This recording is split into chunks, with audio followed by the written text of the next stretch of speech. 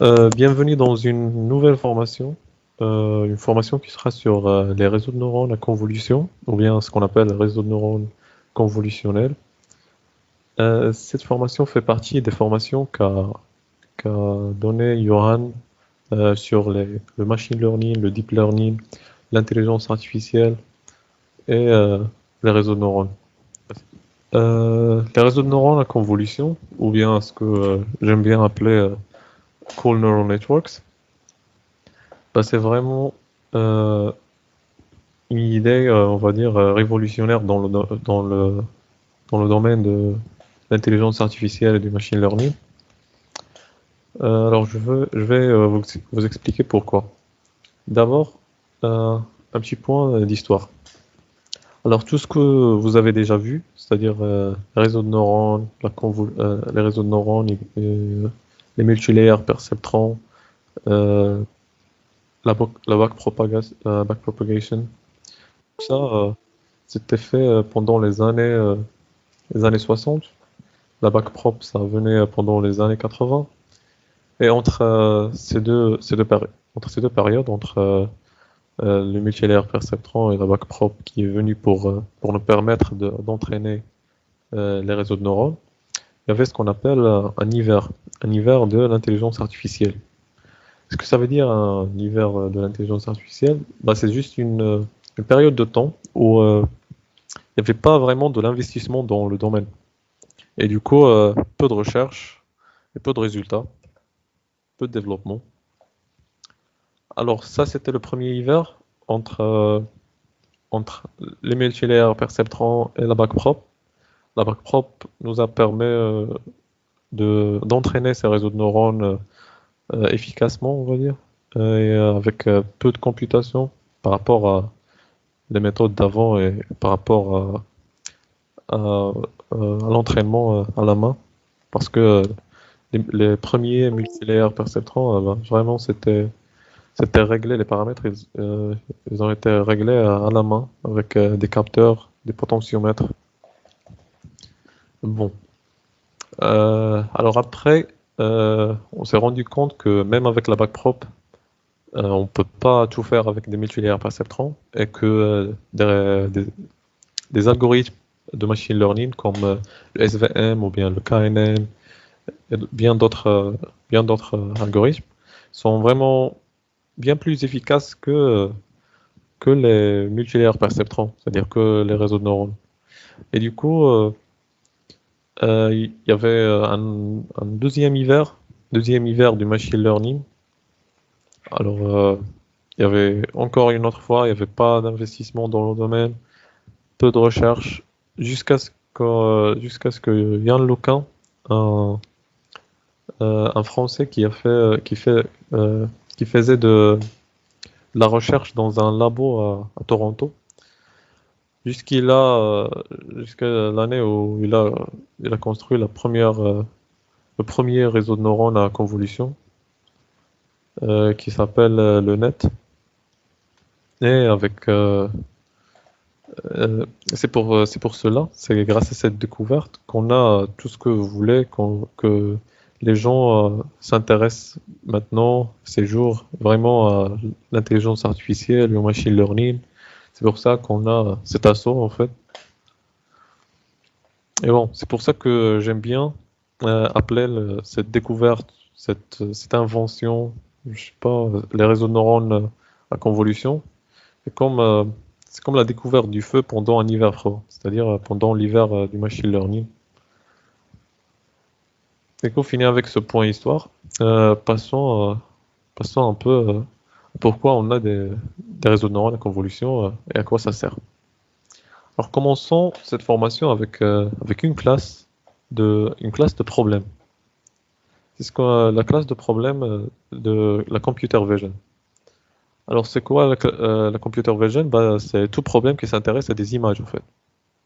Tout problème qui s'intéresse à un flux vidéo ou bien à des images, euh, bon, à des photos des gens, je sais pas. Bon alors, un problème classique qu'on trouve dans cette classe de problèmes, C'est par exemple le problème de classification des images. C'est l'un des problèmes les plus classiques et que vous avez déjà vu, que ce soit avec la base de données MNIST ou bien avec la compétition QuickDraw. C'était toujours des problèmes de classification des images. Ah, pourquoi? Parce que c'est simple à traiter et parce que c'est un peu intuitif et ça reflète vraiment à quoi ça sert les réseaux de neurones. Bien qu'il y a des applications plus complexes. Bon, alors, alors c'est quoi? Bon, d'abord, c'est quoi un problème de classification?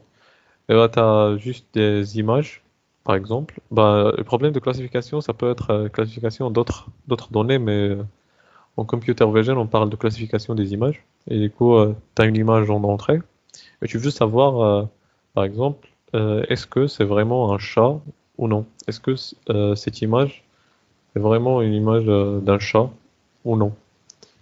Alors, à la sortie de ton réseau de neurones, tu veux que le réseau, euh, que la sortie de réseau soit à 1 si c'est bien un chat ou bien 0 sinon.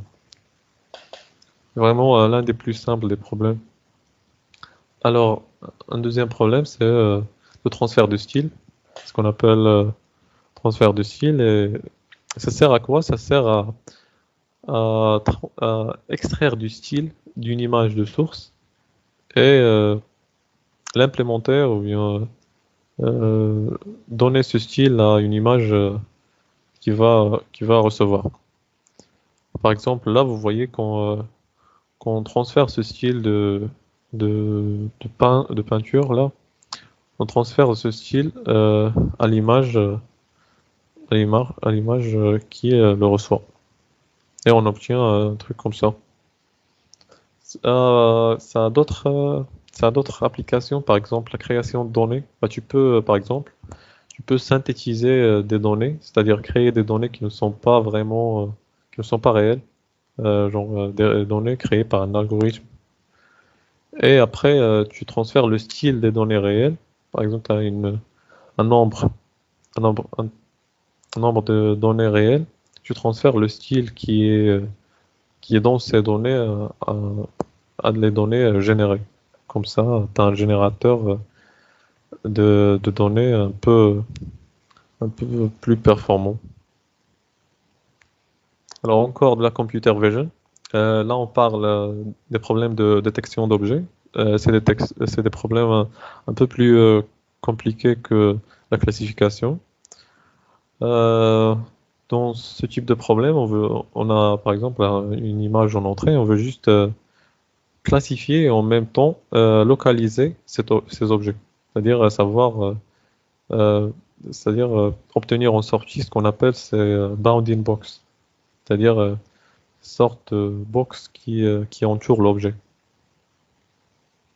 Un peu plus poussé encore, la segmentation sémantique, c'est comme la détection d'objets, mais en plus, on veut pas juste avoir ces bounding box, on veut avoir en sortie une segmentation, c'est-à-dire un masque de l'objet, et ça revient en fait, la segmentation sémantique, ça revient à une classification de chaque pixel de l'image. Comme vous voyez, bah, tu as une image d'entrée et à la sortie, tu as une classification de chaque pixel.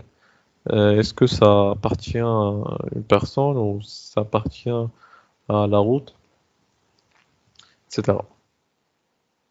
Encore plus, euh, il y a le problème d'estimation de posture.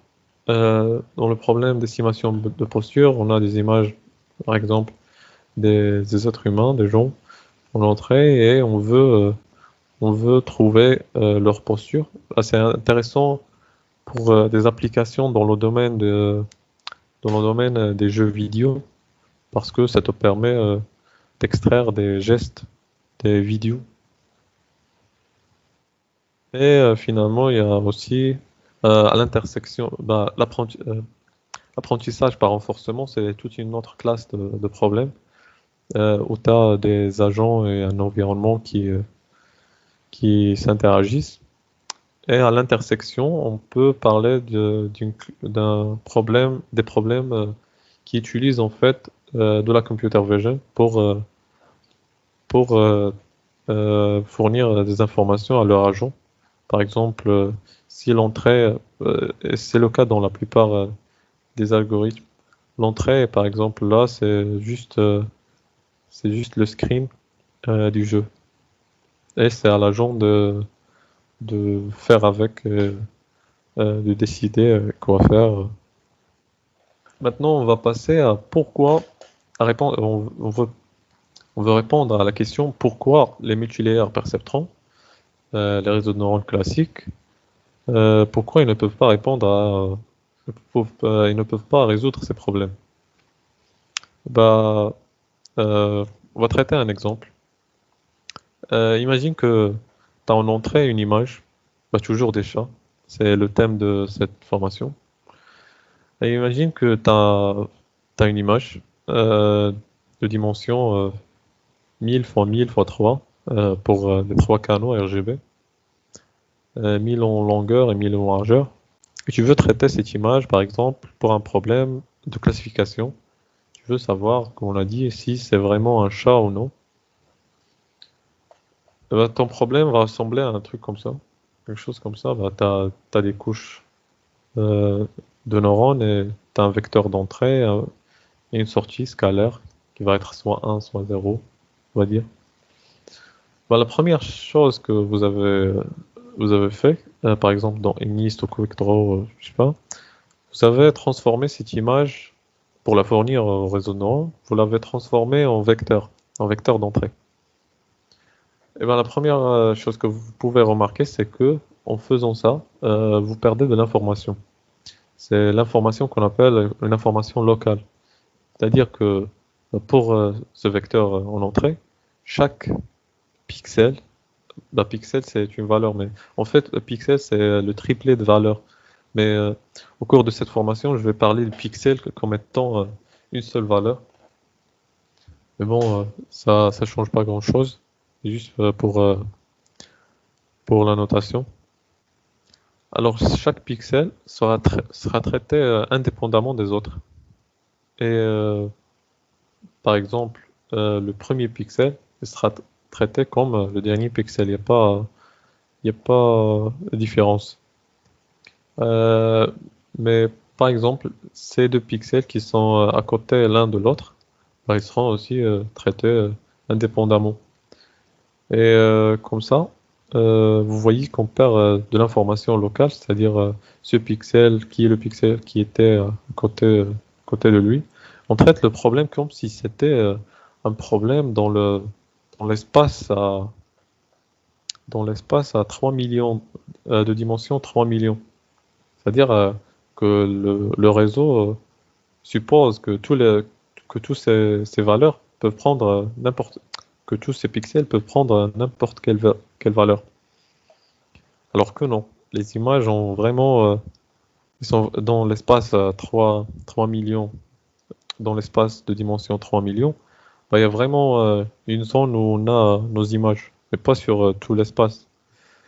Alors, un deuxième problème, c'est que euh, la taille de ce vecteur est vraiment énorme, 3 millions, c'est déjà trop. Bah, sur la première couche, par exemple, on va mettre 1000 neurones. 1000 neurones, c'est standard. C'est vraiment standard. Tu peux pas faire moins parce que, en fait, tu dois mettre plus. Mais bon, 1000 neurones, c'est standard. Tu peux pas faire moins parce que ton réseau ne pourra pas traiter toutes ces données avec, euh, avec un classifieur à, à 1000 hyperplans, on va dire. Alors, si t'as 1000 neurones en première couche, bah, tu as 3 milliards de paramètres en fait, parce que les poids ne sont pas les neurones, mais sont vraiment les connexions de chaque entrée avec le neurone. Et du coup, tu as 3 milliards de paramètres. déjà c'est trop. Et tu, et tu te demandes, euh, c'est quoi le nombre de neurones que je vais mettre dans la deuxième couche. Alors que vraiment, tu dois mettre plus que deux couches. Mais bon, tu te demandes, est-ce que je dois mettre un autre 1000? Bon. Alors avec 3 millions, avec 3 milliards de paramètres, tu peux pas faire de l'apprentissage. Pourquoi? Pas, parce que ton réseau, d'abord, a beaucoup de paramètres et du coup, il aura tendance à faire du surapprentissage. Il va overfit, c'est-à-dire qu'au lieu d'apprendre, bah, il va juste mémoriser. Il va mémoriser parce que bah, il a beaucoup de paramètres. Et au lieu de trouver une sorte d'approximation de la fonction qui lie chaque image à une valeur entre 0 et 1, bah, il va juste faire une sorte d'interpolation entre les valeurs. C'est comme si tu as des données et tu veux faire une régression linéaire. Imagine que tu as des données. Tu veux faire de la régression linéaire. Tu as des données distribuées. Bah, ton régresseur, par exemple, linéaire sera un truc comme ça. Mais quand est-ce que tu as du surapprentissage? Lorsque tu donnes plusieurs paramètres à ton modèle, et du coup, ton modèle peut faire des trucs comme ça. Peut passer de tous les valeurs, mais il n'a rien appris en fait. Ce qu'il a fait, c'est juste de l'interpolation. Pourquoi un réseau aura tendance à surapprendre? Bah, à cause phénomène de la malédiction de la dimension. C'est quoi ce phénomène? Bah, ce phénomène énonce que euh, si tu as vraiment un problème dans un espace à vraiment grande dimension, ton classifieur les performances de ton classifieur euh, vont décroître exponentiellement avec la dimension du problème. Et du coup, il y a vraiment un nombre précis de caractéristiques. C'est quoi une caractéristique? Bah, c'est juste une entrée de classifieur en fait. Lorsqu'on fournit toute une image en entrée à un classifieur, bah, il traite chaque pixel comme étant une caractéristique. Et du coup, on est à peu près là, peut-être encore, encore loin, mais bon, on est à peu près là avec le minimum de performance. Mais il y a vraiment un nombre spécifique de caractéristiques qui est optimal pour un classifieur. Alors, avec ce nombre de caractéristiques optimales, le classifieur, les performances de notre classifieur seront, seront au maximum. Et du coup, ce qu'on veut faire, c'est vraiment faire ça. C'est réduire le nombre de caractéristiques, réduire la dimension du problème. Avec, bien sûr, des réseaux de neurones à convolution. Ça sert à ça. Mais bon, on veut passer d'un problème à vraiment grande dimension, un problème à un nombre de dimensions optimal, on va dire. C'est-à-dire un nombre de dimensions traitable par le classifieur multilayer perceptron. Alors on va jeter un œil sur le premier réseau à convolution qui était fait par Yann LeCun. Ça s'appelle le net. Alors le net a été fait pendant l'année 1994 et ça a utilisé à peu près les mêmes technologies de réseau de neurones à convolution qu'on utilise ces jours. C'est-à-dire juste des convolutions, du subsampling, c'est-à-dire du pooling. Et à la fin, il a aussi utilisé un classifieur avec un multilayer perceptron, ce qu'on appelle fully connected layer. Alors on va traiter on va traiter chaque composant de cette architecture, c'est-à-dire on va parler de convolution, on va parler de pooling, on va parler de non-linéarité, du biais, on va parler de tous les composants de cette architecture. Et on va dire la bonne nouvelle, c'est que ces technologies sont les mêmes ces mêmes technologies elles sont utilisées jusqu'à ce jour pour des architectures. Par exemple, là, AlexNet, qui était fait en 2013, je pense, 2013 ou bien 2014, qui utilisait les mêmes technologies, juste la convolution, du pooling et un classifieur en multilayer perceptron à la fin. Alors, il y a à peu près une différence de 20 ans entre AlexNet et le net, mais ils utilisent quand même les mêmes technologies. Vous pouvez vous poser la question pourquoi. Alors, comment... Ah, ouais, il y a une dernière chose à expliquer. Alors, comme je vous ai déjà expliqué, la partie convolution, c'est-à-dire cette partie doit faire de l'extraction de caractéristiques et du coup la réduction de dimension en fait. Elle va réduire la dimension de notre problème qui est là input 32 fois 32, c'est vraiment les vrais problèmes. Dans les vrais problèmes, on n'utilise pas des entrées de cette taille, mais bon. Euh, alors on veut réduire la dimension de cette entrée pour que notre classifieur euh, puisse traiter ce problème. Et alors, comment nous est venue cette idée d'extraction de caractéristiques? Bah, tout a commencé, comme écrit dans le titre, tout a commencé avec un chat, avec avec deux chercheurs biologistes qui ont fait de la recherche sur le cortex visuel des animaux. Ce qu'ils ont remarqué, c'est que il y a des neurones dans le cortex visuel qui sont plus sensibles à, à des caractéristiques que d'autres, des caractéristiques simples, on va dire. Par exemple, ils ont lié un neurone à un amplificateur, un neurone du cortex visuel. Ils ont lié ce neurone à un amplificateur pour vraiment entendre l'activation de ce neurone. Et ils ont remarqué que ce neurone il est vraiment sensible à, des traits. Des traits, et pas n'importe quel trait, des traits d'une orientation spécifique. Par exemple, là, vous voyez que avec une orientation spécifique, la réponse du neurone il est vraiment actif et plus sensible à ce type de trait que cet autre type-là. Et du coup, ils ont fait, euh, ils ont fait une hypothèse sur le cortex visuel.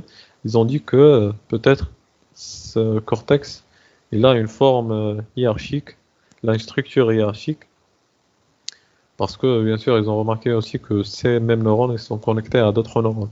Et du coup, ils ont fait l'hypothèse que peut-être ces neurones ils ont une forme hiérarchique, le cortex visuel qui a une forme hiérarchique, et que des neurones qui sont plus sensibles à des caractéristiques simples, ils sont liés à des neurones qui vont utiliser ces mêmes informations provenant des neurones simples pour construire une sorte de perception plus complexe. Alors plus vous montez là, les neurones ils seront sensibles à des caractéristiques plus complexes. Par exemple là juste l'orientation des traits, bah là tu peux trouver par exemple des formes comme quoi comme des cercles ou bien euh, des, euh, des des carreaux, je sais pas. Et finalement, tu peux trouver la perception la plus complexe, c'est-à-dire une perception du monde réel. Bah, ce qu'ils ont dit, c'est vrai en fait. Et avec ça, ils ont eu prix Nobel. On va voir un peu de ce qu'ils ont fait. Alors là, une petite vidéo qui vous montre comment comment un neurone dans le cortex visuel, il est vraiment plus sensible à une orientation d'un trait une autre.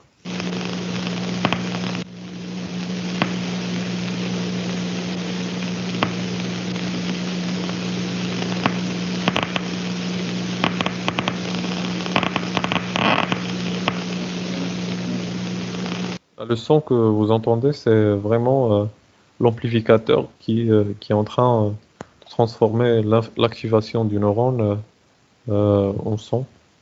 Du coup, vous entendez vraiment la réponse du neurone. Et vous remarquez que ils ont utilisé une sorte de fenêtre de perception. C'est juste de la lumière en fait, parce que là, tout est noir. Pour le chat, tout est noir. Et le chat ne peut voir que cette zone, parce que là où il y a de la lumière, et comme ça, ils ont pu contrôler la zone de perception. C'est-à-dire pour que, pour qu'il contrôle où le chat va vraiment voir ou se concentrer.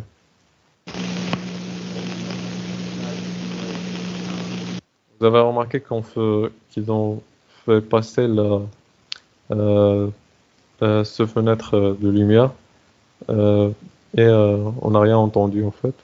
Ils ont fait passer d'une direction perpendiculaire et on n'entend rien. Un peu là.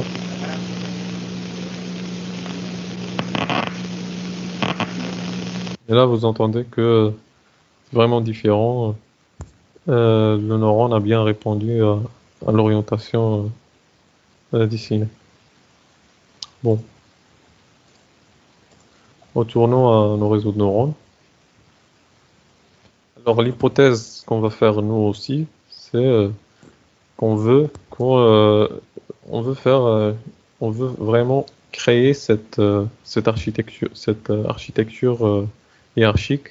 C'est-à-dire, on veut vraiment que les premières couches de notre réseau, on veut euh, qu'il détecte des caractéristiques simples comme l'orientation des traits ou bien euh, le contraste, ou, je sais pas. Et après, utiliser ces mêmes caractéristiques pour, euh, euh, pour construire une perception plus complexe de l'image. Comme là, ils ont utilisé, par exemple, ces mêmes informations sur les traits on va dire, détecter, pour extraire des caractéristiques plus complexes comme le nez, les yeux. Et aussi, après, ils ont utilisé ces mêmes informations pour construire une idée sur c'est quoi un visage. Alors, comme vous avez vu, le premier bloc sur nos réseaux de neurones utilise ce qu'on appelle la convolution. C'est quoi la convolution? C'est juste une opération entre deux matrices ou bien deux tenseurs. C'est généralisé pour des tenseurs, mais pour des raisons de simplicité, on va parler de matrices là. Alors, comment on effectue la convolution? En convolution, tu as toujours euh, la convolution vraiment comme opérateur mathématique, c'est vraiment une opération entre deux matrices. Mais là, la convolution qu'on utilise euh, pour des réseaux de neurones, il y a toujours ce qu'on appelle une image sur laquelle on va appliquer un filtre. Vous voyez que c'est un peu orienté, c'est-à-dire qu'on euh, on effectue la convolution de ce filtre sur cette image. L'ordre a vraiment euh, fait, euh, fait la différence. Et du coup, comment on effectue cette convolution? Bah, c'est simple. Tu calcules les multiplications terme à terme. Par exemple, tu commences par les multiplications terme à terme entre chaque élément, juste sur cette zone-là. Prends seulement cette première zone-là. Tu calcules les multiplications terme à terme et tu sommes tous ces produits pour avoir en sortie un scalaire. Tu, tu mets cette valeur de scalaire en premier pixel de la sortie et après tu passes à la deuxième partie de l'image, cette partie-là. Et une autre fois, tu calcules 1 fois 1, 0 fois 1, comme vous voyez sur le petit gif là. Alors oui, la première, la deuxième, la troisième, tu reviens et tu fais ces mêmes calculs pour finalement avoir une sortie qui sera aussi une matrice. Euh, alors pourquoi on a pensé à utiliser cette opération? Parce que vraiment, ça peut sembler un peu parachuté. Bah parce que même avant les réseaux de neurones, on a utilisé des filtres pour effectuer des opérations sur des images. Euh, des filtres, par exemple, ce filtre qui détecte les chiffres de luminosité. C'est-à-dire que, imagine que tu as en entrée une image avec un shift de luminosité, c'est-à-dire un changement, comme celui-là, on passe de 10 à 0. Et tu veux détecter où il y a vraiment, se passe ce changement. Est-ce qu'il y a vraiment un changement sur cette image d'abord? Bah, tu appliques ce filtre avec l'opération de convolution. Et avec ce filtre, tu peux vraiment détecter où euh, où t'as ce shift. Par exemple, là, le shift, ça se fait au milieu de l'image, comme vous voyez. Et avec ces filtres, euh, on a pu faire on a pu résoudre plusieurs problèmes de computer vision. Par exemple, la classification ou bien la détection à travers des algorithmes comme le Hard Cascade. Hard Cascade qui utilise vraiment juste ce type de filtres qui sont codés à la main, c'est-à-dire que leurs valeurs ils sont vraiment codés à la main. Et avec ces filtres et le Hard Cascade qui est utilisé pour la détection des visages par exemple sur Argos, avec ces filtres, il peut créer une sorte de classifieur, euh, des classifieurs simples mais performants quand même. Et du coup, ce qu'on va faire sur nos réseaux, parce que les réseaux, ils doivent apprendre, au lieu de coder ces valeurs à la main, les valeurs avec lesquelles on va effectuer une convolution, au lieu de les coder à la main, ben, on va juste les changer par par des poids. Et utiliser ces poids pour faire de l'apprentissage.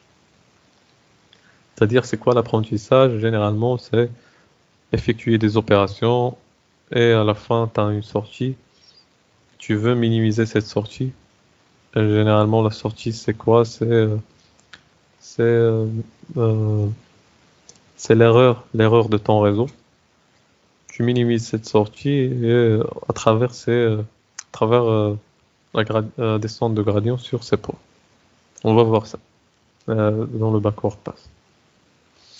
Alors pour un filtre, vous avez vu que pour le moment on utilisait juste des filtres 3 par 3 et on effectuait une opération qui semble simple. Euh, mais pour la convolution, vraiment tu as le choix. Tu as le choix d'abord sur la taille de tes filtres. Tu peux avoir des filtres de taille 1 fois 1 ou bien 2 fois 2, 3 fois 3.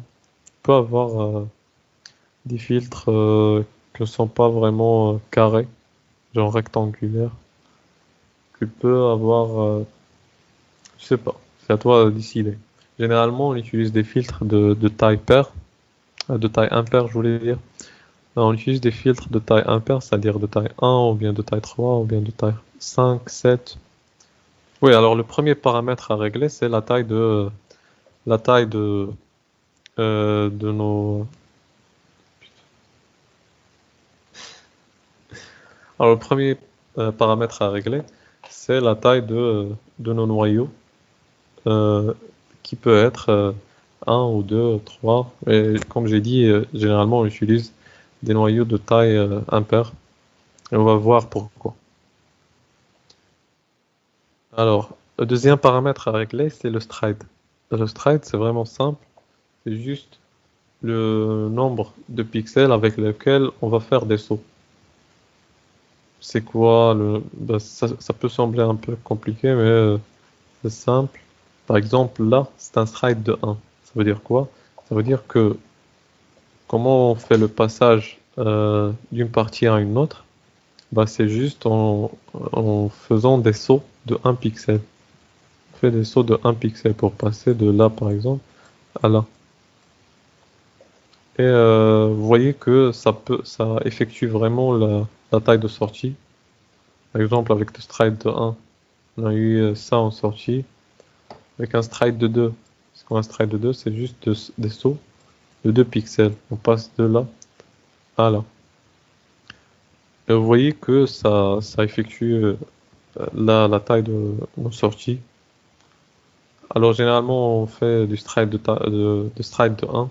Pourquoi? Pour ne pas perdre, pour traiter tous les pixels de la même manière. Genre.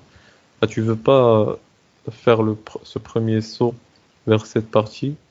Et du coup, cette partie, les pixels de centre là, ils seront vraiment traités deux fois. Par contre, ces pixels et ces pixels.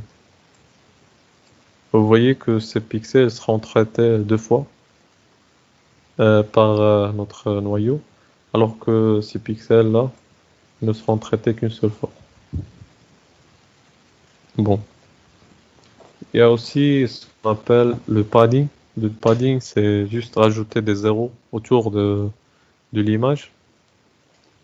Et pourquoi on fait ça? Vraiment pour aussi contrôler le biais de notre convolution. C'est-à-dire ne pas traiter des pixels plus que d'autres, comme sur le stride. Ben, on ne veut pas que le noyau traite les pixels de centre plus que les pixels de bord. Parce que parfois, tu as vraiment des informations intéressantes et pertinentes sur des caractéristiques pertinentes sur les bords. Et tu veux pas les perdre. Il y a trois types de padding. Il y a le same que vous voyez là. Vraiment, le same, c'est le type de padding qu'on utilise le plus. Pourquoi? Ça minimise un peu le biais, ce biais de centre là. Ça le minimise en rajoutant cette couche de zéro. Et comme ça, le premier pixel est traité de la même manière que bon, les pixels de bord, ils sont traités à peu près de la même manière que tous les pixels.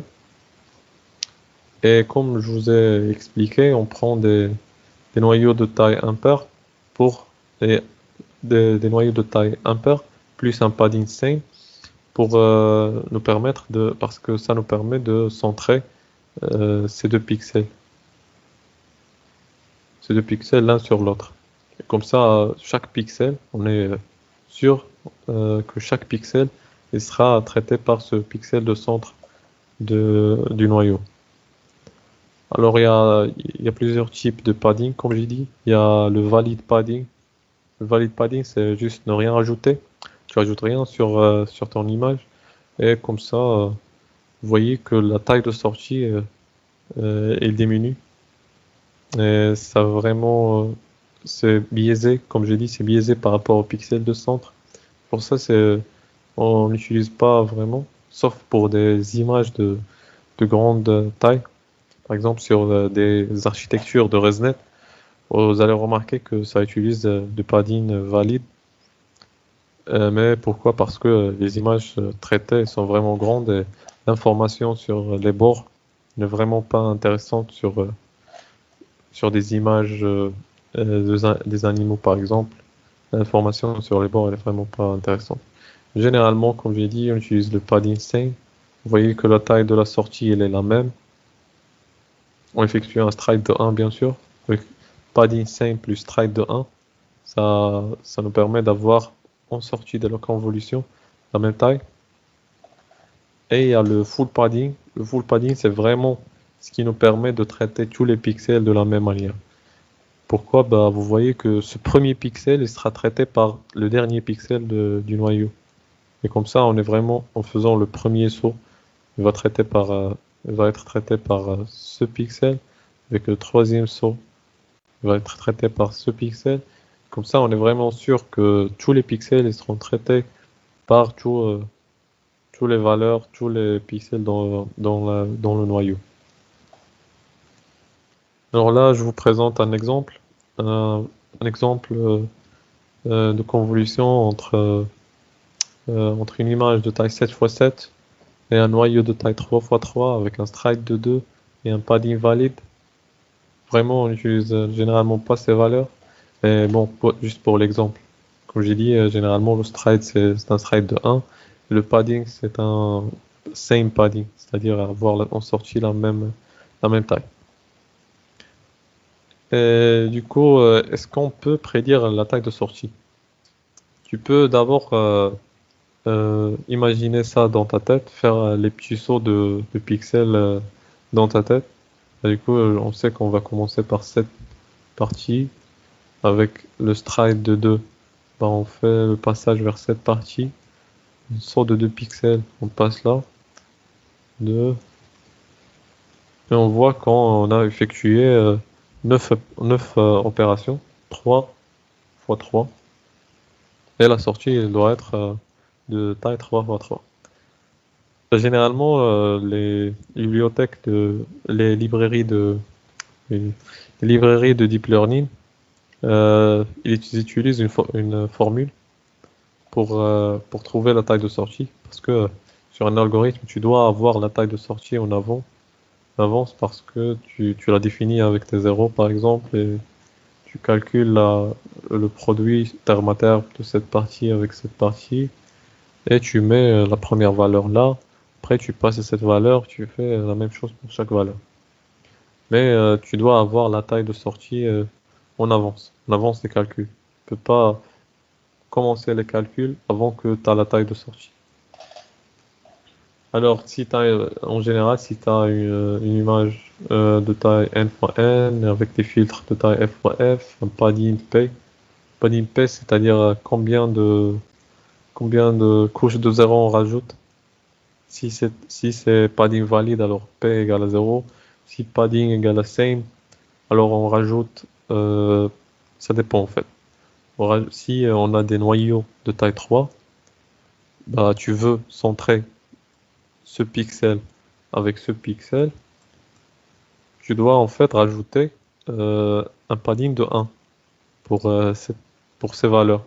Rajouter des zéros. Là. Si tu as par exemple un noyau de taille 5 x 5, bah, tu peux l'imaginer, tu auras aussi des valeurs là et tu veux que ce pixel soit confondu avec ce pixel lors des opérations de convolution. Alors tu vas rajouter un padding de 2. Vous voyez? Et vous voyez aussi que les seuls noyaux qui ont cette propriété, c'est vraiment des noyaux avec une taille impaire. Si t'as des noyaux de taille 4x4, tu peux pas centrer. Tu peux pas centrer parce que t'as pas vraiment un pixel de centre. Et tu peux pas avoir en sortie la même taille qu'en entrée. Ça complique un peu la vie. Bon. Alors en général, euh, euh, le noyau sera un volume. Pourquoi? Parce que en entrée, tu as un volume et en convolution, tu dois avoir la même la même profondeur. C'est-à-dire, bon, parce que c'est la convolution comme on l'a définie, nous. Euh, on pourrait parler d'une convolution qui traverse la profondeur aussi, c'est-à-dire une convolution qui va faire le passage sur cette première image et après passer à la deuxième. Mais bon, comment c'est défini sur, euh, euh, sur des librairies de deep learning? D'ailleurs, je pense que vous avez déjà remarqué que la convolution sur Keras, vous écrivez convolution 2D. Pourquoi? Parce que c'est effectué en deux dimensions. Tu fais vraiment le parcours, le passage d'une image sur une autre, tu le fais en deux dimensions. Mais il y a aussi une convolution trois-dimensionnelle. On peut parler de ça aussi. Et c'est défini sur Keras aussi. Vous pouvez la trouver cette fonction, le type de layer avec 3D, qui fait des passages en 2D et en profondeur.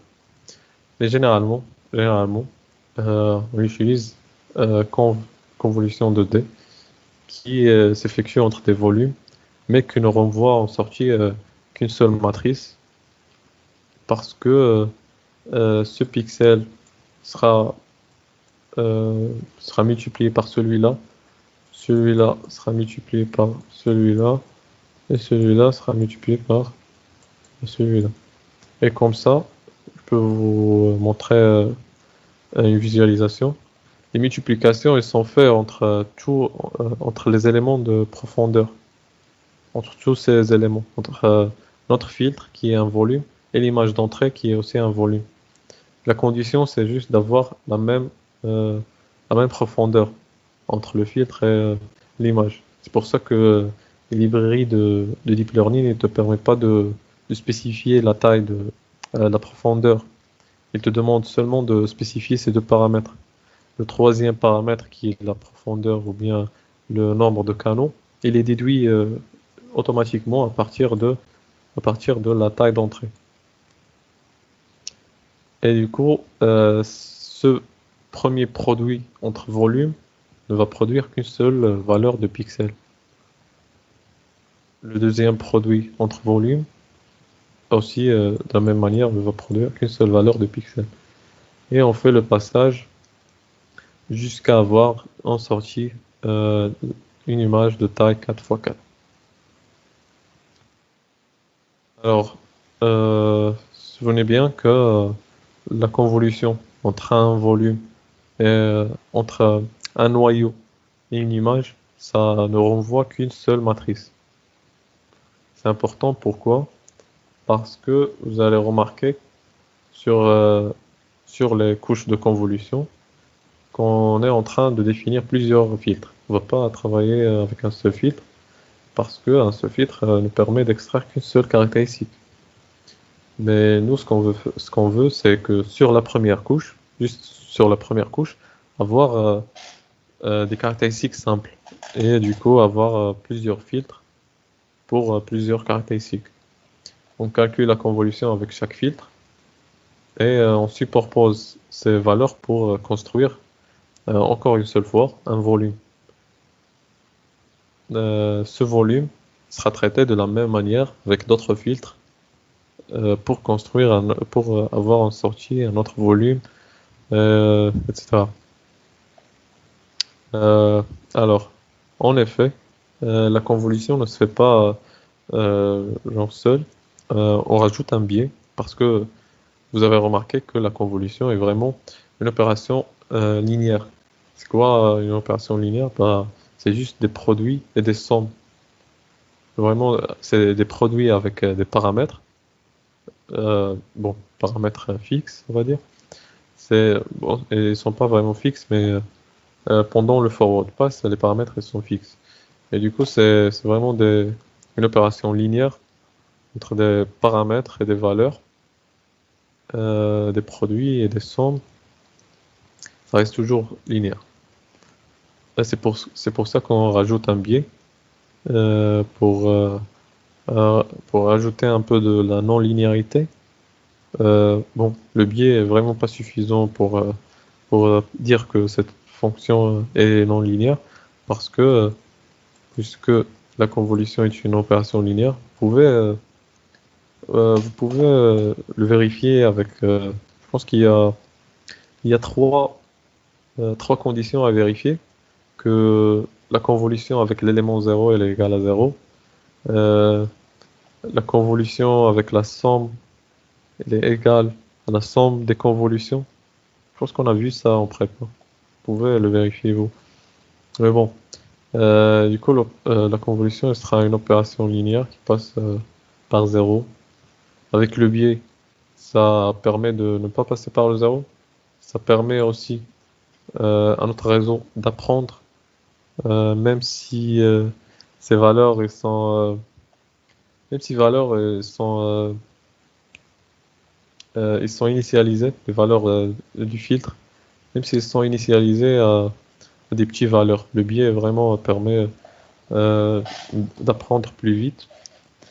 Il y a finalement ce qu'on appelle la non-linéarité ou la fonction d'activation qui est appliquée sur la sortie de chaque convolution plus biais et ça permet euh, de vraiment rajouter la non-linéarité à notre couche.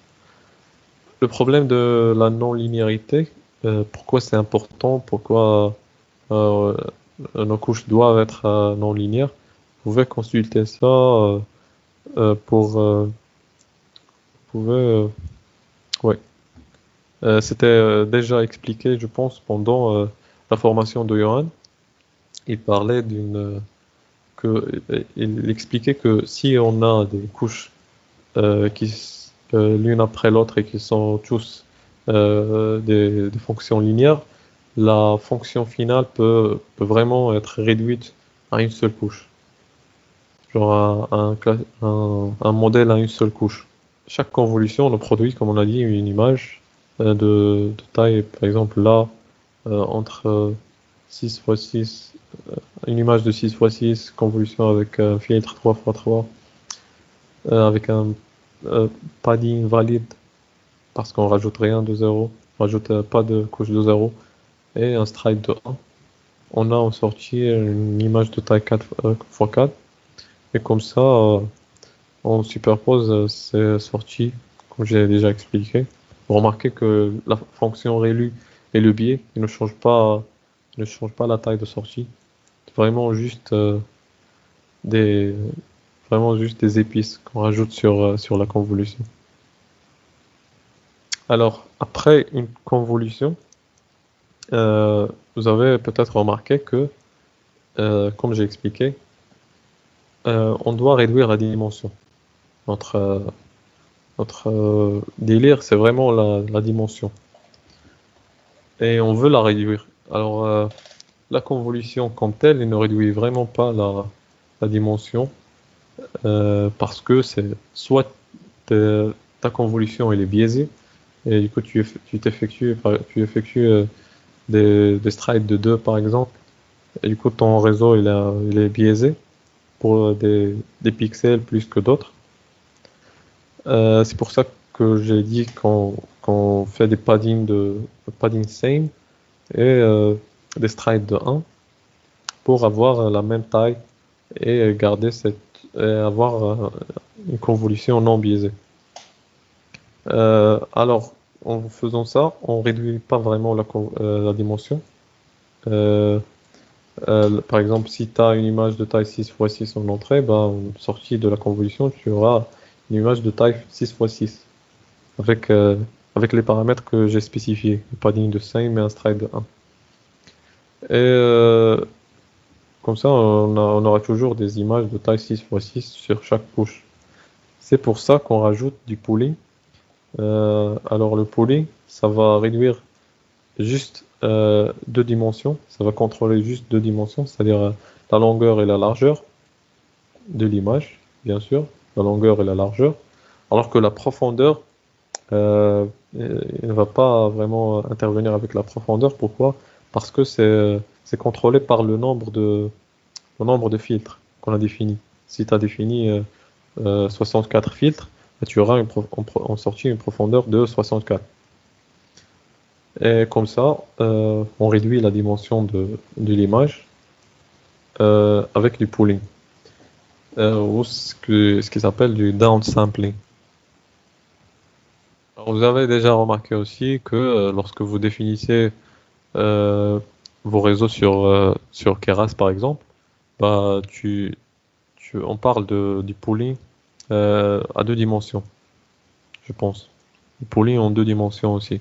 Parce que vraiment, on peut parler de pooling à trois dimensions, mais c'est pas ce qu'on utilise.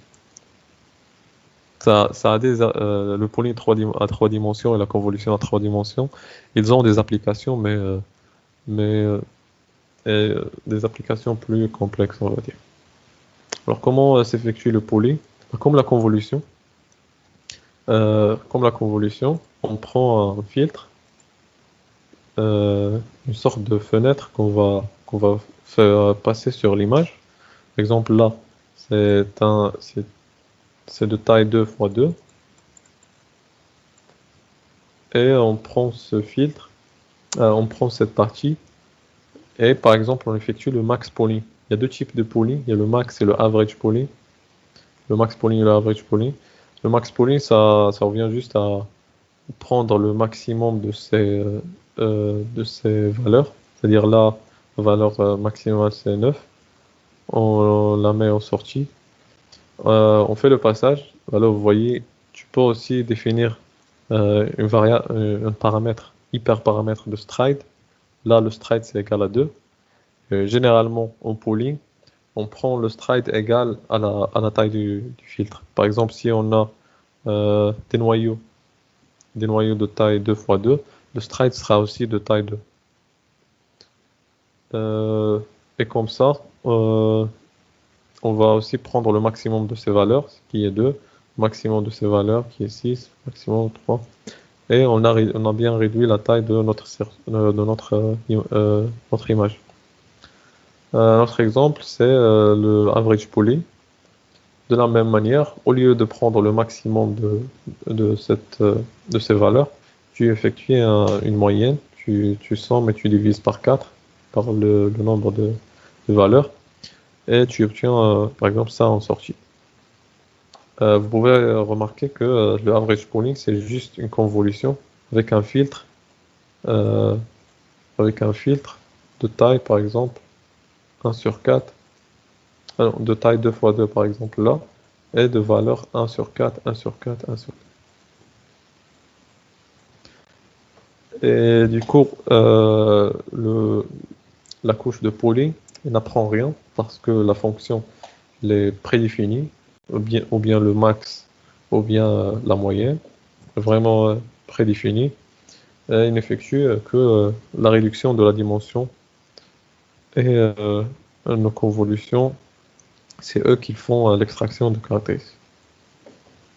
Alors par exemple là, imaginez que tu veux faire un pooling de taille 3 x 3 avec un stride de 1 sur cette image. Bah, tu peux l'imaginer dans ta tête que ça va s'effectuer de cette manière et tu auras en sortie une image de taille 3 x 3. Il y a une formule bien sûr pour ça. Mais comme j'ai dit, généralement on utilise des poolings de taille 2 x 2 avec un stride de 2.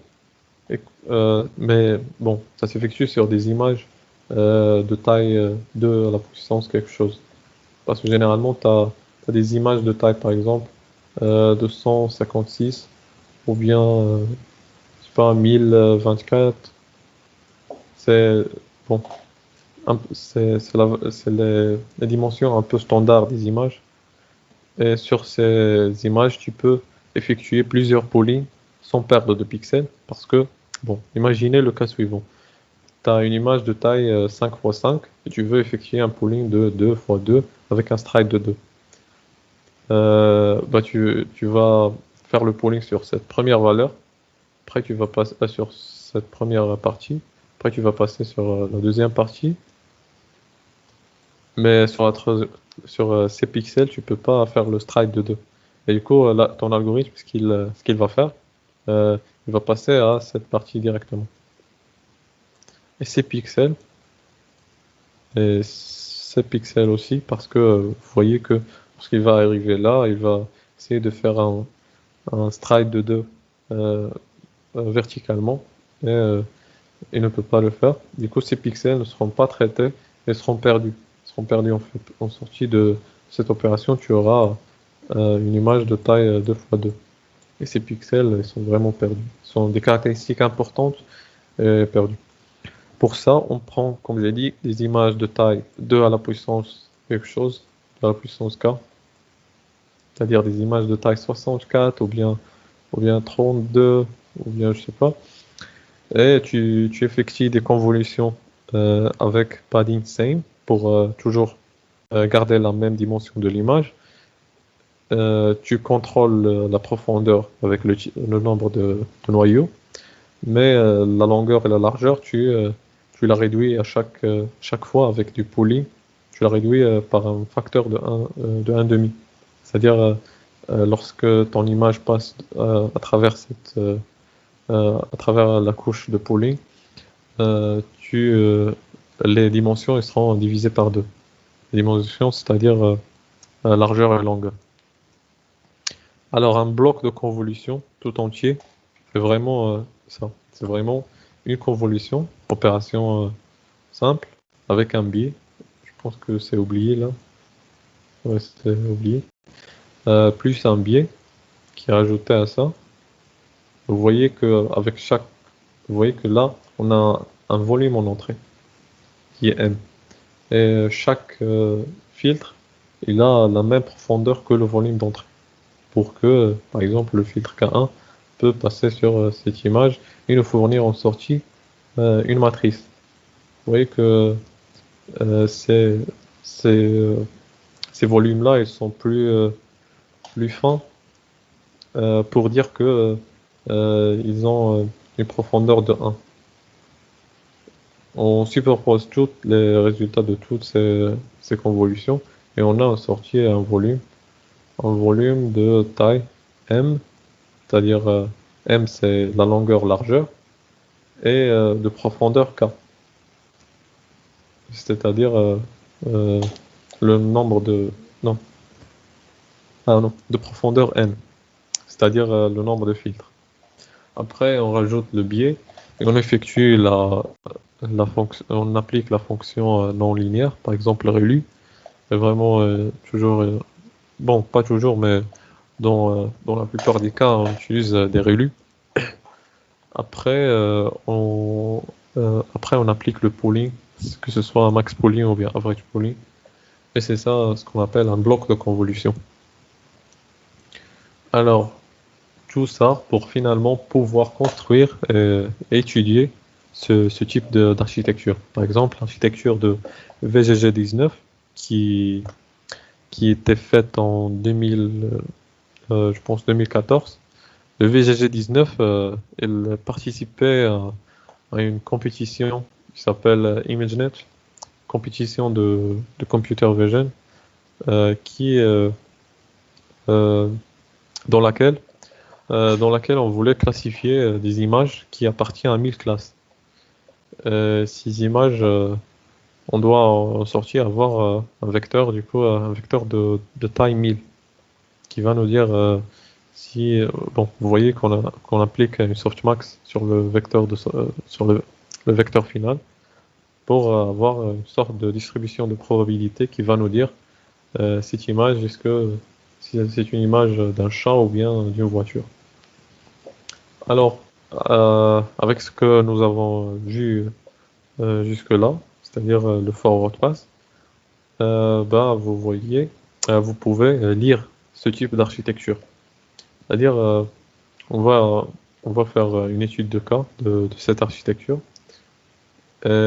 Pourquoi cette architecture est intéressante? Parce qu'il est venu jusqu'aux années 2014, après 20 ans après l'invention des réseaux de neurones à convolution, pour utiliser les mêmes notions, les mêmes concepts, et il ne rajoute rien.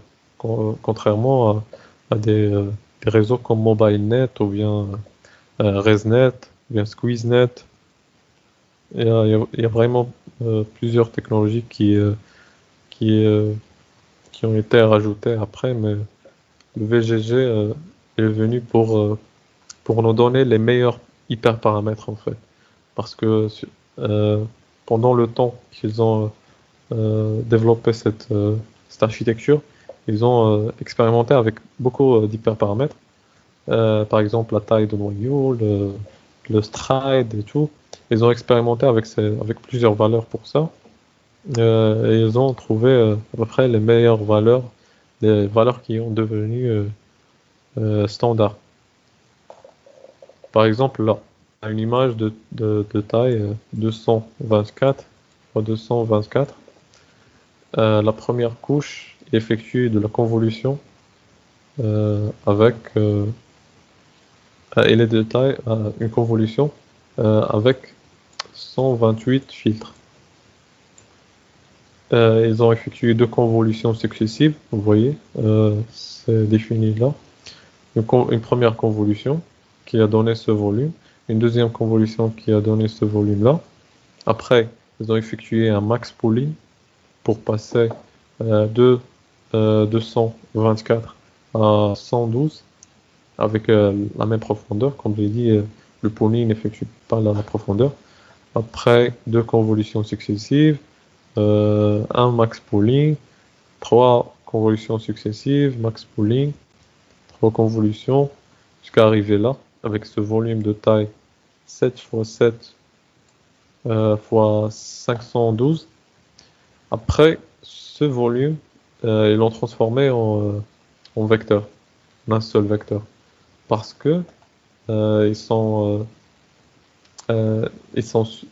sûrs de l'hypothèse que là, en arrivant à cette partie, à ce vecteur, à ce tenseur en fait, à ce tenseur, on n'a que des caractéristiques. On a vraiment que des caractéristiques sur nos feature maps. Ce qu'on appelle là les matrices qui constituent ce volume, on les appelle des feature maps. Et après, ils transforment ce vecteur en un vecteur et ils font de la classification sur ce vecteur de caractéristiques. Alors pourquoi ils sont sûrs que c'est vraiment un vecteur de caractéristiques? On va voir ça avec la vérification de l'hypothèse. Vraiment, on a fait une hypothèse au début que notre réseau va, euh, va faire notre réseau aura une sorte d'hiérarchie qui va reconstruire une perception de l'image. Ce qu'on vérifie avec des algorithmes comme déconv, déconvolution. Alors, ces algorithmes nous permettent de trouver vraiment sur chaque couche, c'est quoi les caractéristiques les plus importantes pour chaque filtre. On va voir ça sur une vidéo. Recent advances in neural networks have enabled computers to better see and understand the world. They can recognize school buses and zebras and can tell the difference between Maltese terriers and Yorkshire terriers. We now know what it takes to train these neural networks well, but we don't know so much about how they're actually computing their final answers. We developed this interactive deep visualization toolbox to shine light into these black boxes, showing what happens inside of neural nets. In the top left corner, we show the input to the network, which can be a still image or video from a webcam. These black squares in the middle show the activations on a single layer of a network, in this case the popular deep neural network called AlexNet running in Caffe. Vous voyez, ils utilisent cette architecture qu'on a vue au début, AlexNet, qui est venue à peu près avec les mêmes technologies, comme j'ai dit, pour nous montrer la puissance des réseaux de neurones à convolution. Alors, vous voyez que sur la première couche, les caractéristiques extraites, elles sont vraiment simples. Vous allez voir. By interacting with the network, we can see what some of the neurons are doing. For example, on this first layer, a unit in the center responds strongly to light. Ça, c'est vraiment ce qu'on a vu, le premier filtre qu'on a vu, c'est-à-dire le filtre qui détecte les shifts de luminosité. Vous voyez là, en passant de valeurs de pixels actives à d'autres, le filtre arrive bien à détecter ce shift sur cette feuille. Dark edges. Its neighbor, one neuron over, responds to edges in the opposite direction. Et il a passé à l'autre filtre qui détecte l'inverse, qui détecte les shifts sont aussi des shifts de luminosité, mais dans le sens inverse. Dark to light.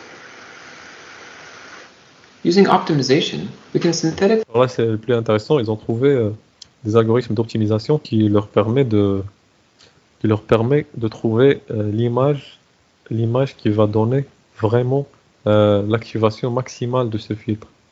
C'est-à-dire, c'est quoi l'image qu'on peut donner à ce filtre pour trouver l'activation maximale. produce images that light up each neuron on this layer to see what each neuron is looking for. We can scroll through every layer in the network to see what it does, including convolution, pooling, and normalization layers. We can switch back and forth between showing the actual activations and showing images synthesized to produce high activation.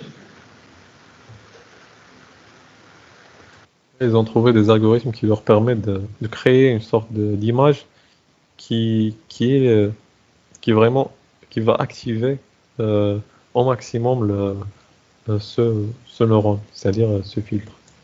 By the time we get to the fifth convolutional layer, the features being computed represent abstract concepts. For example, this neuron seems to respond to faces. We can further investigate this neuron by showing a few different types of information. First, we can artificially create optimized images using new regularization techniques that are described in our paper. These synthetic images show that this neuron activates computed via the deconvolution technique. This feature responds to multiple faces in different locations. And by looking at the deconv, we can see that it would respond more strongly if we had even darker eyes and rosier lips. We can also confirm that it cares about the head and shoulders, but ignores the arms and torso. Bon, vraiment intéressant la vidéo et leur Deep Visualization Toolbox est aussi intéressant. En continuant, du coup, notre hypothèse d'architecture hiérarchique est vraiment vérifiée.